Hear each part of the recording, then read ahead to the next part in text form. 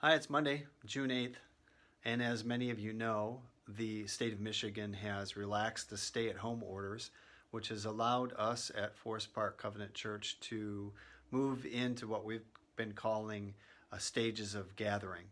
And so I just want to let you know that you will be receiving an email that will give an outline of that.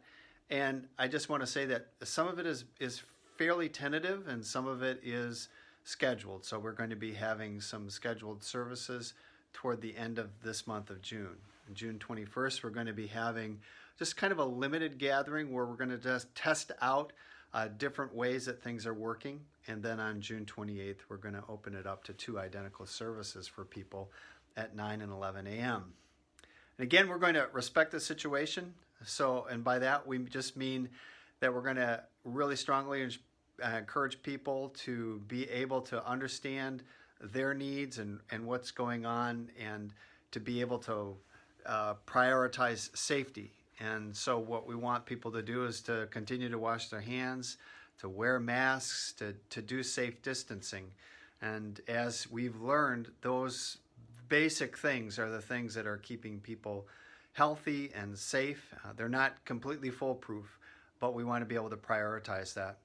And then we want to also continue to include everyone, which is kind of a challenge because one of the guidelines for service is we have only a limited amount of spaces that we can give to people, which is really, really different. You know, one of the things that I'll just say is that you can take a look at the link at the end of this particular devotional, this particular time, and also look at that email. Just give us your feedback, because it's probably going to change a little bit from month to month as we ourselves respect the situation. Now, just another thing is we're going to begin to just draw back a little bit from the daily devotionals that we've been having. So there's one here today, and we're going to have an online prayer service. But we're going to start leaning back on our Friday email blast, and we're going to continue to do things that will communicate through our services. And we'll just see how that goes. We've really, really appreciated the fact that this has really been something very, very helpful for people. We're also very aware of something that's called Zoom fatigue. And people get so many inputs that at a certain point they stop seeing them. So I just want to acknowledge that, acknowledge your faithfulness, and just say that we hope that this communication today with the stages of gathering will help us as we move forward. One of the things that I've learned in this time is how incredibly innovative our leadership is. Our staff and our lead team, our ministry team leaders, have done new things that maybe they never expected they would have to do. And it's just been really, really awe-inspiring. And theologically, I end up thinking about a couple of passages. One is the passage in Luke 5, which has to do with new wine and new wineskins. You know, this is really about the gospel, and what Jesus is saying is that you don't put new wine in old wineskins, you put new wine in new wineskins. And he's just saying that as he came, and as the new covenant came, and the understanding of what it meant for him to go to the cross and die on our behalf, this was just a new and different way of experiencing faith. It wasn't going to be based on the law anymore, just as an example. And that idea of newness is something that you see going back into what we would call the Old Testament, others would call the Hebrew Bible, where it calls us to sing a new song. And this is the idea that God is a God of living, a God of the living, not the God of the dead.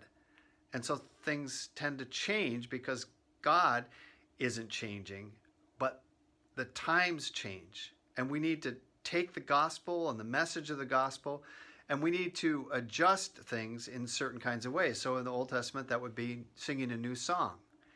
In the New Testament, it has to do with somebody like Paul just saying that he's going to become all things to all people that he might win some. It doesn't mean that he gives up on holiness. If you see that passage in 1 Corinthians 9, you'll realize that he's actually calling himself to a greater sense of responsibility to the gospel.